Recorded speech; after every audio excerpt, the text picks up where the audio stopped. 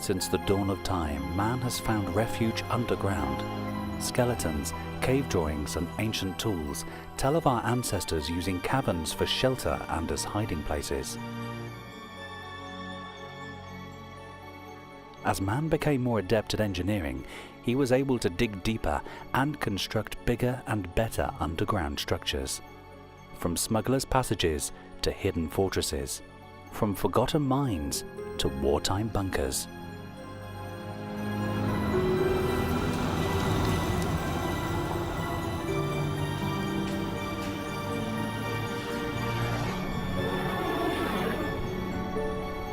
Discover the secrets you were never supposed to know. Travel to the places you were never supposed to see in The Secrets of Underground Britain.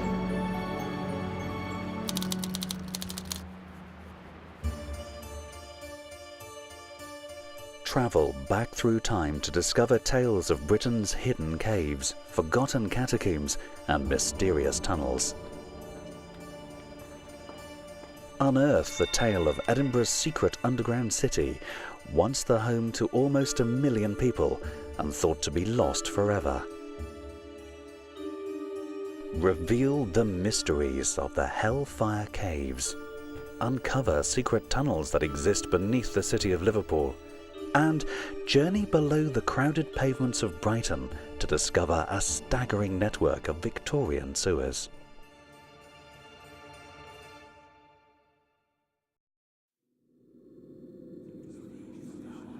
But first, travel back to a time when tunnels and caves provided safe storage for one of Britain's oldest and most illegal pursuits, the art of smuggling. There are smugglers' caves all around Britain, and this museum in Hastings contains many clues to show what the life of a smuggler was actually like.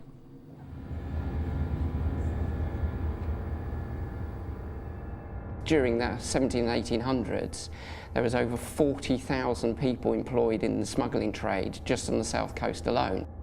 Probably the most famous smuggling gang of all operated, which was the Hawkhurst gang. Hawkhurst is a little village about 15 miles from Hastings, but they joined up with a few other gangs, the Hastings gang and the Goldhurst, to form one of the largest smuggling gangs in history. There were over 500-600 strong at the time. And they were basically a gang of murderous thugs. I mean, they would make the mafia look like pussycats nowadays.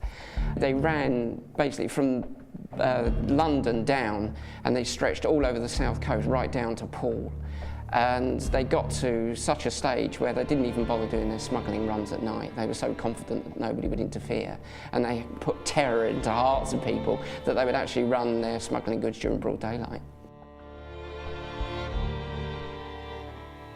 In 1700, a British farm labourer would earn about 7 shillings a week, but for one night's work carrying barrels from the shore up to and into the smugglers' caves, he could net 10 shillings over a week's wages. And this pub in St Agnes, Cornwall, like many in this part of the country, still has a secret passage that once ran from behind the bar to caves on the shore below. But it wasn't just wreckers, rogues and dishonest sailors that were involved in smuggling. In 1780, the Right Honourable Temple Luttrell, a Member of Parliament, built this classic Georgian folly on the shore of the Solent near Southampton. Inside, a secret passage runs from the basement to a door that leads onto the shore. Rumours circulated that he was a prolific smuggler, and the true purpose of the building was to allow his men to keep a lookout from the top of the turret whilst others landed the contraband. Probably the most ingenious of all the gangs was the Aldington gang, which was operated in the early 1800s with a gentleman called George Ramsley. Now, he ran it a bit more like a business. He employed an accountant and a secretary, which was actually his son. He also employed foreign suppliers. He had his own fleet of ships, and he also employed labourers to take the smuggled goods to the hiding places. In the early 17th century, the punishment for smuggling was imprisonment, or if you wanted to avoid that fate, you could agree to be inducted into the Royal Navy, which was believed to be an even harsher sentence. However, these punishments failed to deter the gangs from continuing their wicked trade, and by the 18th century, the penalty for smuggling was death. The history of these caves in Hastings is not just related to smuggling. During the Napoleonic Wars, they were also used as a hospital. Another strange secret can be found in this place. It's a chapel deep underground. Who built it and who worshipped here, and even who they worshipped, is still unknown to this day.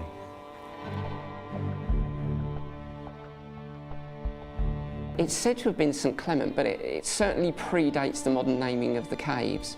And if you have a close look at the statue, I think it actually looks quite pagan. It actually looks more like the god Pan. If you have a look, it's got the shaggy legs and the pointy bits on the forehead and the pointy ears. I would imagine it dates back probably to those times. But not all tunnels are located on our coastlines. Many are buried beneath Britain's busiest towns and cities. In Exeter, Devon, shoppers go about their business, many blissfully unaware that they are walking over an ancient set of tunnels originally dug in the 14th century. These passages originally housed lead pipes that carried fresh water into the city. In the 17th century, amid the English Civil War, Exeter was held by parliamentary forces, and the tunnels were partially blocked to prevent royalists storming the city. At the same time, much of the lead pipes were ripped out and melted down to be reused as bullets, leaving the tunnels empty and redundant. In Royston, Hertfordshire, there are a set of tunnels said to be excavated and decorated by the ancient order of the Knights Templar, warrior monks who protected pilgrims travelling to the Holy Lands.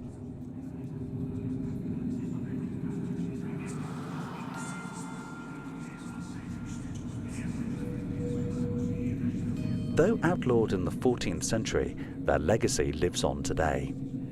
A group claiming to be modern-day Templars have claimed another network of tunnels running beneath the streets of Hertford as their own, and have issued death threats to anyone foolhardy enough to enter their subterranean lair.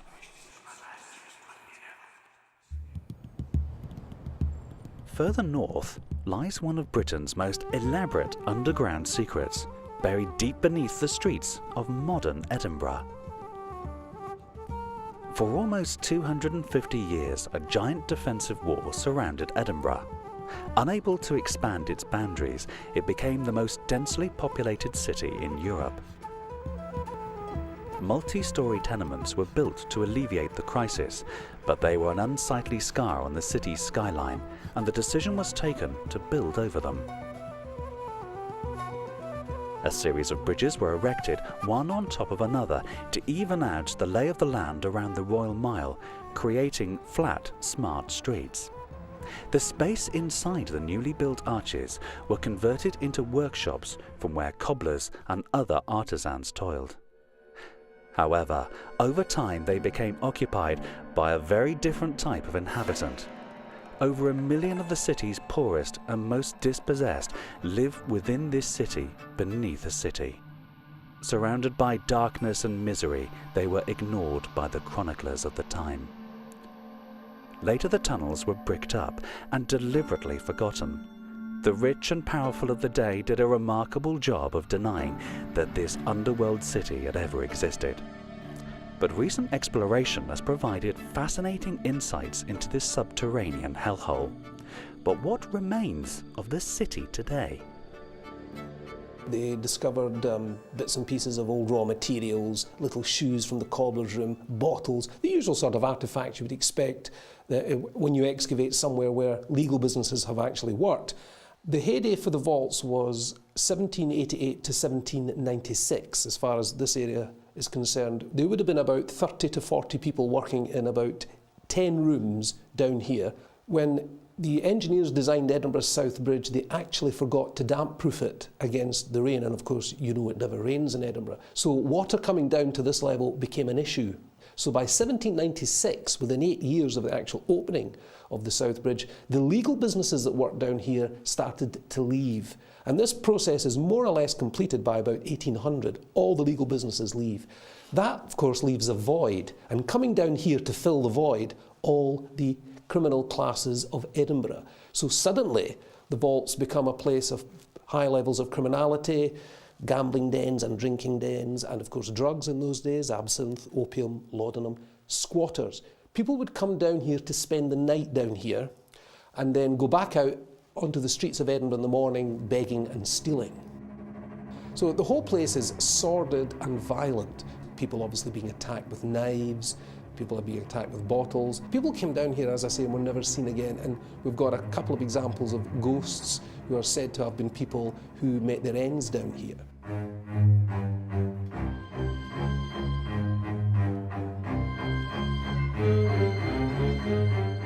Historically, Edinburgh is notorious for body snatching.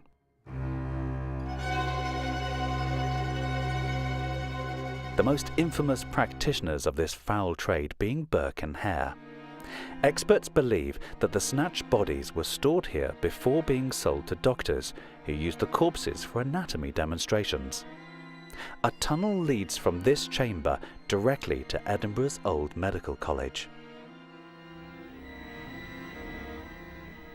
This hideous trade and other dark deeds that took place in this chilling labyrinth have left their mark, and many believe the tunnels are haunted by a series of ghosts. Of all the haunted rooms down here, this is the most haunted. This is the caretaker's room, and it's the residence of the most malevolent interactive spirit down here, and that's the Watcher. He is the most malevolent spirit down here. Your presence here is disrespectful. This is offensive. He is the spirit down here who's most likely to attack you. By the 19th century, this warren of crime and disease was an embarrassing sore on the face of Edinburgh. The government of the time decided to brick the tunnels up. Many believe that the plague broke out here, and they buried hundreds of pox-ridden souls beneath its streets. Whilst Edinburgh secretly housed the poorest and most dispossessed members of society, hundreds of miles south in leafy Buckinghamshire, the activities of a gang of Britain's most noble and wealthy men would cause a scandal that reverberates to this day. Sir Francis Dashwood, English rake, politician, and once Chancellor of the Exchequer, formed a group that was later to be called the Hellfire Club. The members reputedly hired prostitutes to dress up as nuns and conducted mock religious rituals over the bodies of naked aristocratic ladies. Originally, the Hellfire Club met in a ruined abbey on the banks of the Thames, but their activities quickly became the subject of gossip, so they adjourned to the privacy of these caves in Dashwood's estate. The caves stretch for over a mile into the hillside, and there is rumoured to be a secret passage leading from the caves to the church on top of the hill. However, no one has been able to locate it. But a series of Roman numerals carved into one of the walls are said to be a clue to the entrance, as is this poem. Take 20 steps and rest a while, then take a pick and find a stile, where once I did my love beguile. 'Twas 22 in Dashwood's time, perhaps to hide this cell divine, where lay my love in peace sublime. Strange carvings of screaming faces are etched upon the walls. And at the bottom of the caves runs an underground river named the Styx, after the mythical river that souls must cross to enter hell.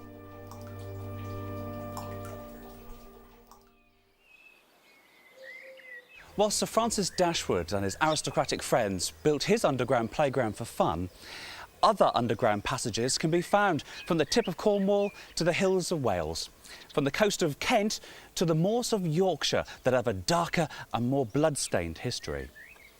It's not the history of the aristocrats, but of the poor working-class men who toiled in the dark day after day, week after week. In Britain's mines. Sometimes the telltale ruins of picturesque pumping stations will give away the fact that there are a series of underground mines nearby. In other places, these have crumbled away to almost nothing, and if you are not careful, you may stumble upon a mine shaft plunging vertically deep into the ground.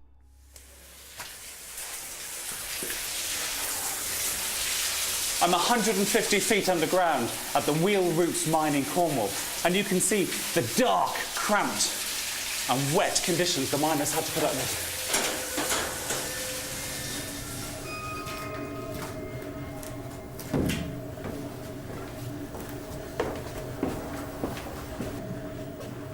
They'd work for about 8 to 10 hours a day, the men would have.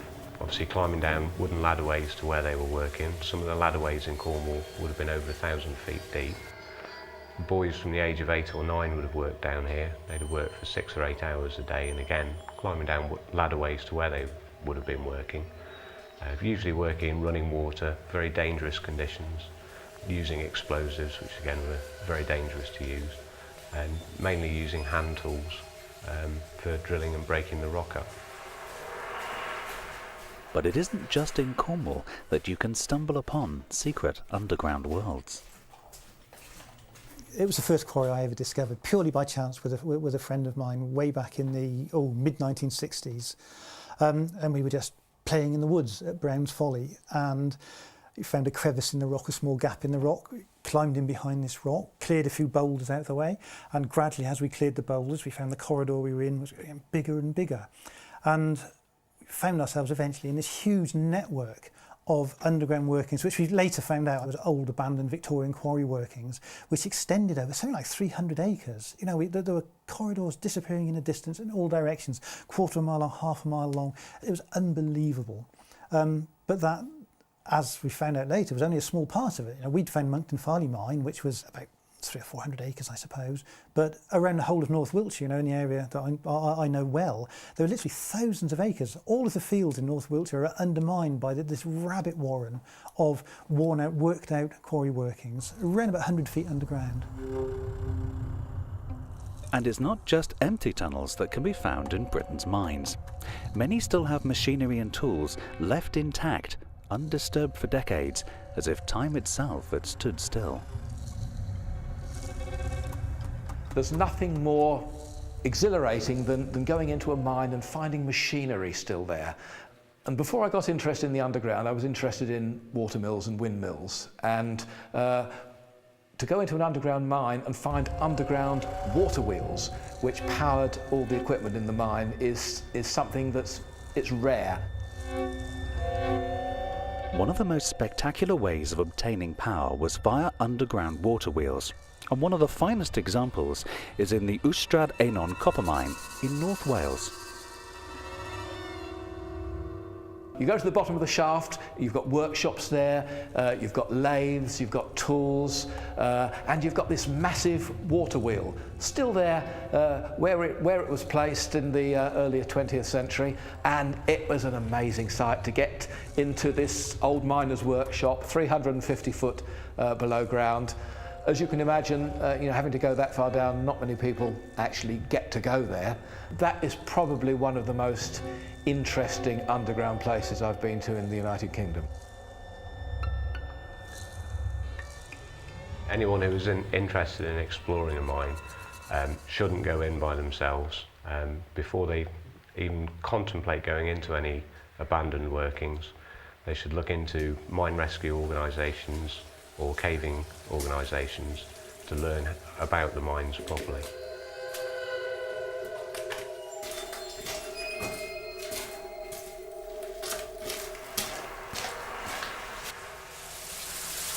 Many of the techniques used by the miners down here were often developed by engineers in a military context.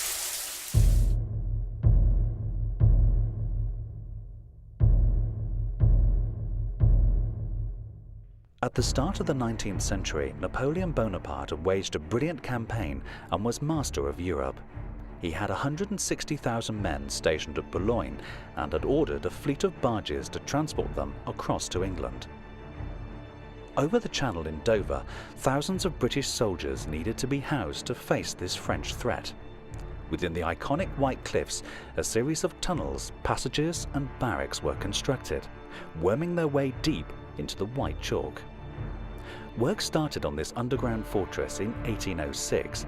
It was designed to house as many as 2,000 troops and was part of a massive series of forts, batteries and Martello towers that were constructed as a response to the very real fear of imminent invasion. This particular system was built under the ramparts of Dover's famous castle.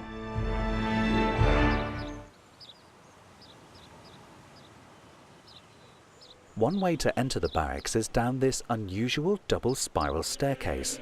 It allows two columns of troops to ascend or descend simultaneously, a classic example of ingenious engineering. The tunnels, bored out of Dover's famous white chalk, lead to a series of massive brick-lined barracks called casemates. Originally built as part of the overflow barracks for Dover Castle and probably planned out by a Brigadier Colonel William Twiss, who did a lot of the Napoleonic fortifications along this stretch of the coastline around the Napoleonic period. Originally opened up to house 2,000 men underground here. Their main use in the Napoleonic period was for a barracks for troops that would have been fighting in this area, waiting for the Napoleonic invasion, or going across to either Portugal, France or Spain to actually fight against Napoleon Bonaparte over there. They're built very solid constructions. They're a parabolic arch at the top of the casemates, which is a very strong shape. And then the walls of the casemates can be anything up to 8 courses of brick thick. That's about 3.5 feet or a metre of brick in the walls. This combination of a very strong brick structure within a soft absorbent chalk cliff make them a great bomb-proof shelter, which is why they were set out here in the first place. The soft chalk walls proved to be an irresistible surface for troops and visitors to score a record of their passing. The oldest piece of graffiti we have in the tunnels here is actually a woman's name. It says Mary Ford 1807, and we've really no idea who Mary Ford could have been. It's possible that she was the wife of another engineer who worked in this area, a gentleman called William Ford, who was another royal engineer who's in this area, so possibly that's him. But yes, it's a great record of some of the people who've made their way through the Dover tunnels, either heading off towards France to fight Napoleon Bonaparte, or from other periods of history as well. Fortunately for Mary Ford and her friends, the invasion never materialised, and the Duke of Wellington was soon pushing Napoleon's troops back across Europe. The tunnels and passages subsequently lay unused for many years, and from the tranquil grounds of the castle above, you would never guess what secrets lay beneath.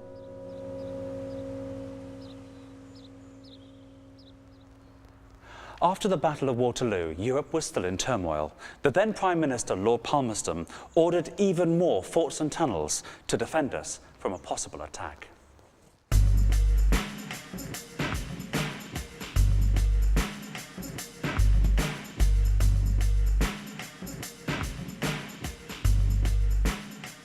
And Crown Hill Fort in Plymouth is a classic example of his grand plan.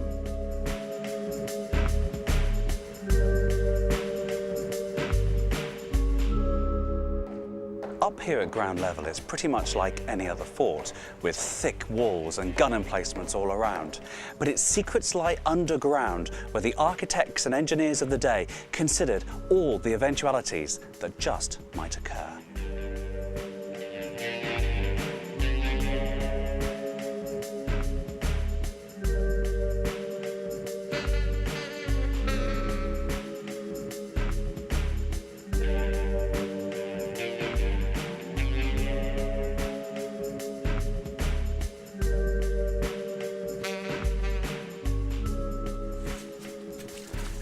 This doorway leads to an underground passage which is called the Chemin de Ronde, which literally means the way round.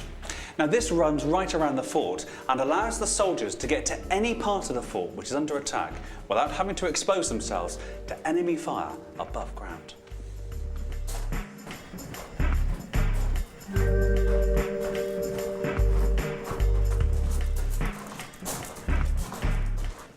This was the cartridge store.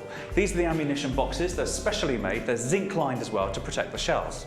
Now when the shells are needed, they're taken up through this little chute up to where the gun emplacement is up above. Now if the gun emplacement was taking a direct hit, hopefully the shells down here would be safe. The last thing you want in the raging battle is to have a whole load of ammunition go off on you.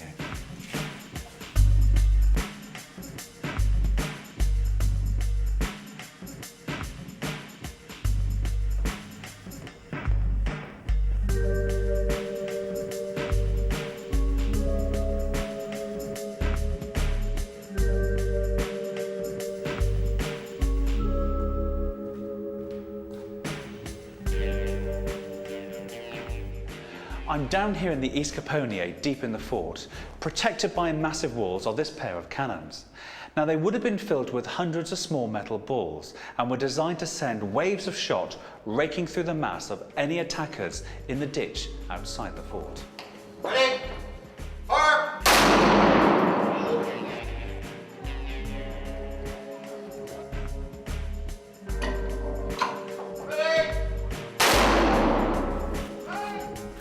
On the outer perimeter of the fort lies this cramped and eerie tunnel. It's a marvellous example of the lengths the engineers went to try and preempt all manner of potential assaults. Even if a battle was raging above, down here all would be still and quiet due to the specific design of this remarkable tunnel. It's called a countermining gallery, and men would stand here silently listening for the sound of an enemy soldier trying to mine under the fort's defences. If they heard the sound of digging, their job was either to try and break into the tunnel and attack the miners, or place a large barrel of gunpowder above them and blow them up.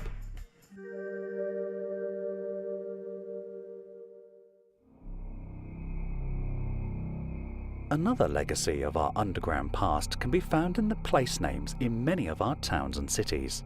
Names that refer to sites where prisons once stood. Prisons that would have housed deep, dark cells, fetid and dank beneath the ground. On the south bank of the Thames, you can still find Clink Street. The Clink was an infamous prison that records show was in use as early as the 12th century.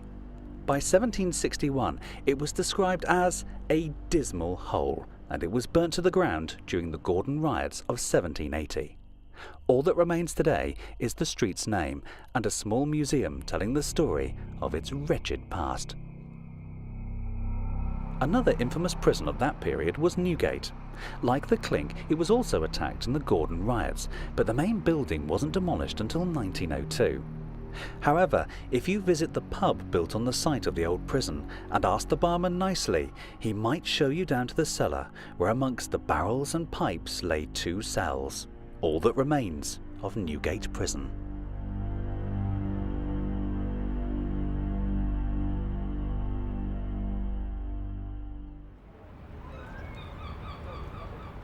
Tunnels, passages and caverns are dotted all over the country, but one of the most astonishing is here in the city of Liverpool, famous for another type of cavern.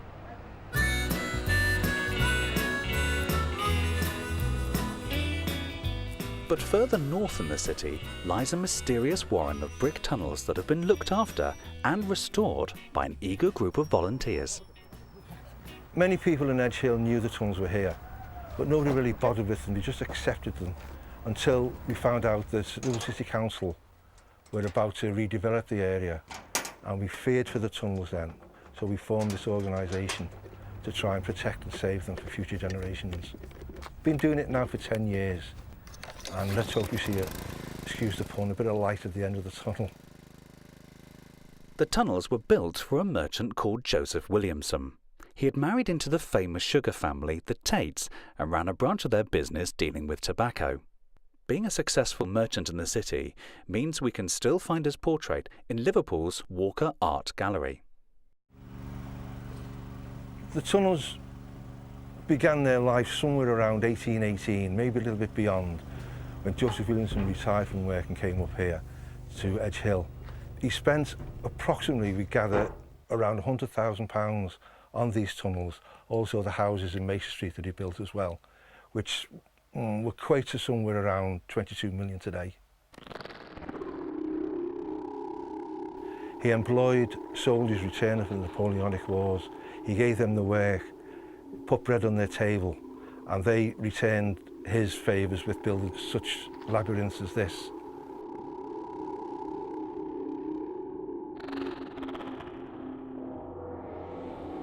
Giving the soldiers the work was most likely an act of philanthropy, but why he wanted the tunnels dug is still a complete mystery. The work earned Williamson the nickname the Mole of Edge Hill. Nobody knows why these tunnels were built. We've tried to find some way of putting some logic into these tunnel spaces. We just can't find, so actually now we just accept that they're here. When Les and his team started to explore Williamson's tunnels, most were blocked by rubble and household rubbish dating back decades. As they've cleared out the tunnels, they've unearthed hundreds of fascinating artifacts. They've also discovered that in places the tunnels are 2 or 3 stories deep. All we know is this is the tip of an iceberg. Where we are now, it's a drop in the ocean to what's around here somewhere, and we really need to find them. We really need help from anybody and everybody to get these tunnels found, opened up to the world, and let them see just what we've got here.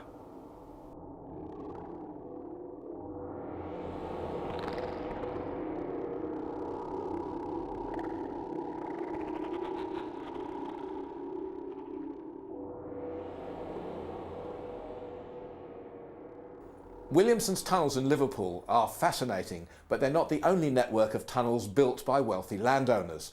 The 5th Duke of Portland built a network, a labyrinth of tunnels at Welbeck Abbey in Staffordshire. It's absolutely huge, but they won't let us in. Somewhat smaller at Whitley Park near Guildford, there's a very, very strange underground structure beneath a lake, an underground ballroom. And again, that's currently under redevelopment, and I'm afraid we can't get into that one either at the moment. Whitley Park was developed by a businessman named James Whittaker Wright in the 1890s. Though the structure is out of bounds today, there are historians who not only knew about the room, but also visited it in the past. This is an illustration from the Royal Magazine of the 1920s and shows the tunnel which led under the water, the underground room with Neptune on top, and here is the level to which the water would ultimately come when the lake was refilled. And this, from the same magazine, shows a gentleman smoking, and it is said that there was a pipe which led up through Neptune, through which any excess smoke could go. This is a photograph I took in 2000 and shows the underground room now with a very yellow light. That's due to the algae. In its heyday, trainee divers were brought here and they went down and cleaned the outside of the glass. It was about 20 feet in diameter. I have met some people whose parents went down there in the 1930s with a wind-up gramophone and had dancers. But you can see here, there's the tunnel going through to the bottom of the base, and that's very interesting because the shape of that tunnel exactly reflects the shape which you'll now see if you stand on the Bakerloo Line station. And as Whittaker Wright was involved in the financing of the Bakerloo Line in the 1890s, we must assume that these were bits of tunnelling that were excess to requirements at the time. Going down there now, it's fairly damp and dank down there, but it still has a certain amount of magic. And you can imagine people in the old days when it was all clean and there were lights in there and the fish coming outside and pressing their noses up against the glass and to see what was going on. You can imagine it would be an absolutely magical place. Whitley Park was just one manifestation of the attitude that flourished under the reign of Queen Victoria. Her stern manner changed the way Britain viewed themselves, both when alive and when dead. The old church graveyards were full to bursting with God-fearing folk, so Victorian entrepreneurs came up with a solution: large, fashionable landscape cemeteries. The first was built at Kensal Green in North London. And the Victorians didn't stop with the usual monuments at ground level. They also offered the public the chance to be laid to rest deep underground.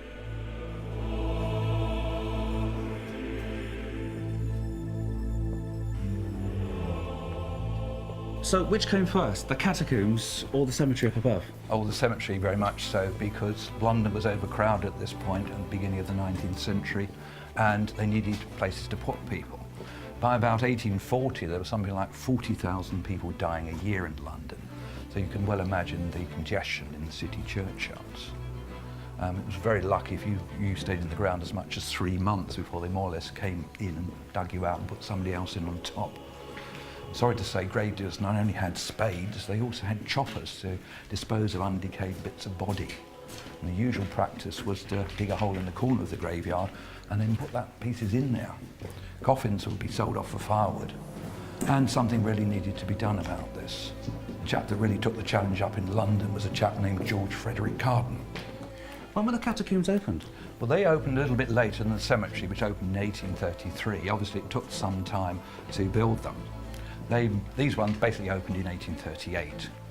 They're very extensive. They've got a space here for something like 4,000 coffins, and to date it's about 3/4 full. The churchyard's only added up to less than 10 acres. In total, there were 7 of these so-called Magnificent Seven cemeteries opened from 1833, Kensal Green, right through to 1841. And in total, they added up to 300 acres, which is a vast difference from less than 10. So you can see this made an enormous difference to London. Would you want to be buried here? I think it'd be rather nice down here. There's some talk about whitewashing it. I think that will be quite something. And if the chapel is ever restored, then it will be illuminated by natural light. These round holes in the ceiling were originally glass lights that emitted sunlight. What kind of people are buried here? Well, all sorts, but down in the catacomb it's mainly middle class. This is quite an interesting one. It's a gentleman who died in India. His coffin was packed off and sent off to Kensal Green. Obviously he knew that was a good place to be buried. But unfortunately no money came with this, nor any instructions. So here he lies probably for eternity. Here we have the mortuary table. This is no more than 2 slabs set on edge. But this is the first port of call for most of the coffins that came down here. Lots of coffins actually came down in the catacomb just on a temporary basis. Obviously people die suddenly and nobody's thought about buying a plot or thought about putting a mausoleum up. So here they may well rest for quite some time. These 2 particular coffins now have been here for quite some time, so they're not moving anywhere. Tell me about these domes are interesting, aren't they? Yes, they're very popular with the Victorians, these immortal domes. Inside you've got porcelain flowers, ornately made, and the greenery is actually stamped brass that would have been painted originally green. Now this is the real unique secret here, isn't it? Yes, we're very proud of our hydraulic catafalque. This is the device which lowers the coffins from above down to the catacomb below. Originally this catafalque was actually worked by cogs, and that was not seen to be a very good way. It was noisy and it was very disruptive because it didn't always work. So they got Braemar and Robinson in the 1840s to put it into hydraulics. It actually works literally by water pressure. It comes down under its own weight and then it's pumped up again, literally pumped up by hand to the chapel above.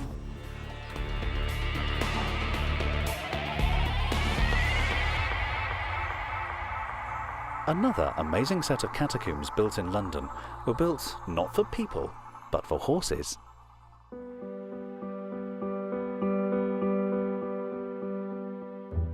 Camden Catacombs basically were built by the railway company as a means of getting goods onto the railway network. There were a number of massive goods depots in the Camden area, and a lot of the goods were brought in by horse. So they built a series of horse tunnels so that horses could actually bring the goods into the lower floors of the goods warehouse. But there was also an underground wharf. The goods depots were adjacent to the Regent's Canal. So they built a short branch from the Regent's Canal into what is a sort of central marshalling area beneath the depots. So we'd have the horse tunnels, the canal barges, all concentrating on this one point at Camden beneath the goods depots. And so it was a major point of access to the railway network for goods traffic. We found underground stables, and we're you know, dating back to the Victorian age here. The straw was still on the floor. It was amazing. The horses had been in there. We walked along the horse tunnel, decrepit, falling down, but it was an amazing place.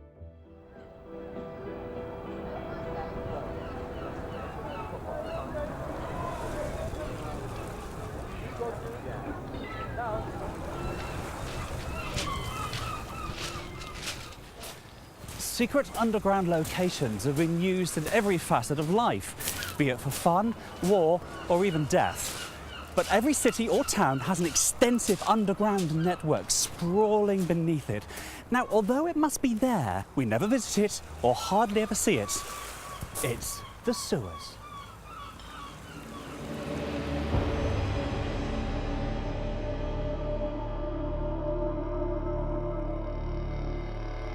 These marvels of Victorian engineering, be they in London, Manchester or Liverpool, carry away millions of gallons of sewage and rainwater every year, well over a century since they were originally built. But how did we learn to build such remarkable subterranean structures? Most people think that the Victorian engineering sewerage story started in London with Joseph Bazalgette, but another engineering genius beat him to it here in Wapping.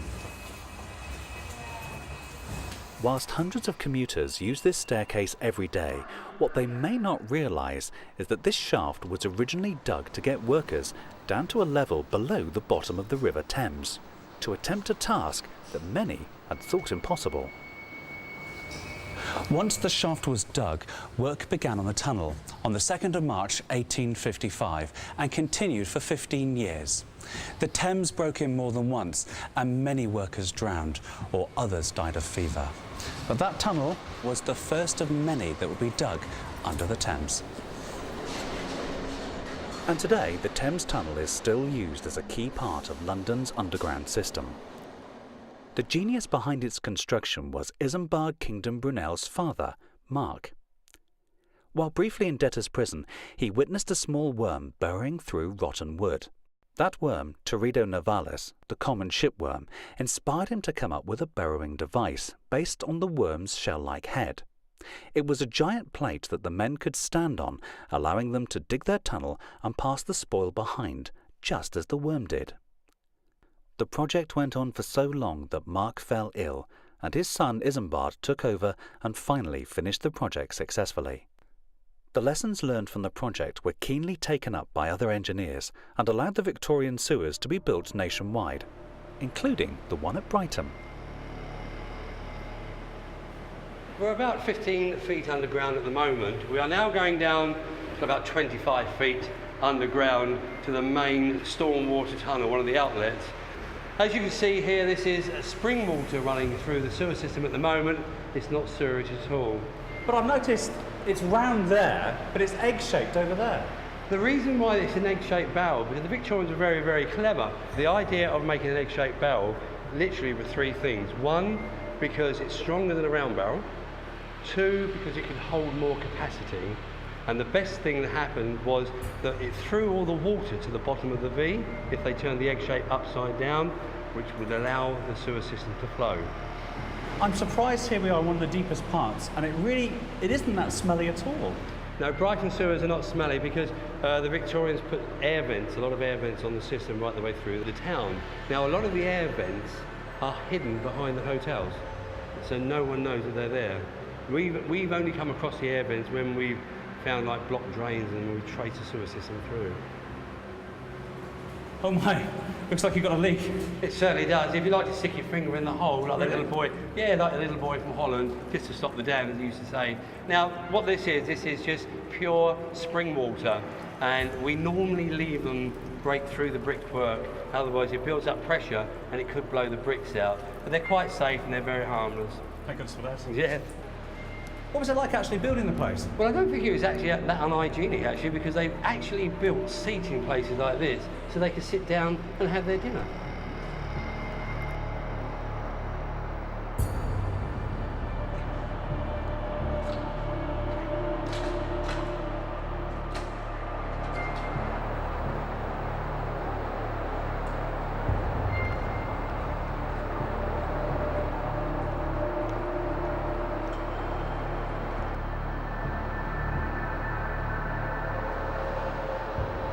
Chris. We're just coming now up to the steam overflow chamber, which, as you can see, is a massive chamber.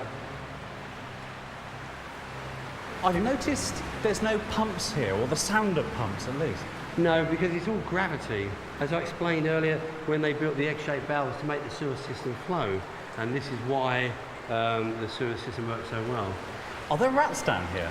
There are rats, but because we've been walking around and making noise, we've probably scared them away. But there's not many rats in the sewer system. But I do know that there are some living things down here, up on the wall there. Yes, there's tree roots up on the wall there. How come?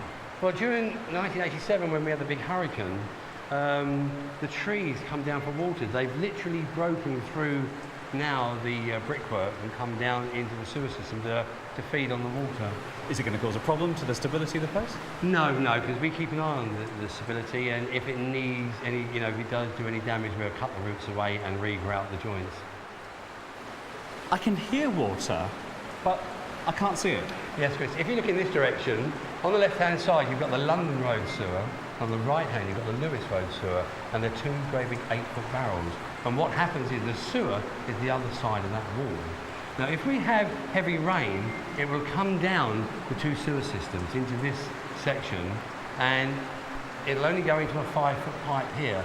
So the amount of water will literally overflow into here, and then run down the two barrels out to the stormwater barrel. This network seems to go on forever. How large is it? In Brighton, we've got over 44 miles of sewer system. Then we can literally put a boat in the sewer system and go around and check all the brickwork and the stability of the sewer.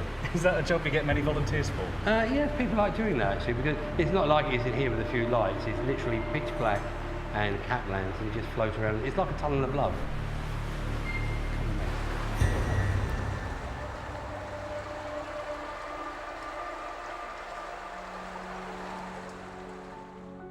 We have witnessed smugglers' caves, catacombs, and even whole subterranean cities in this tour of underground Britain. So next time you see a trapdoor or a manhole cover, pay close attention. There are many wonderful places and secrets to discover, and you can find many of them if you look close enough at the world right under your feet.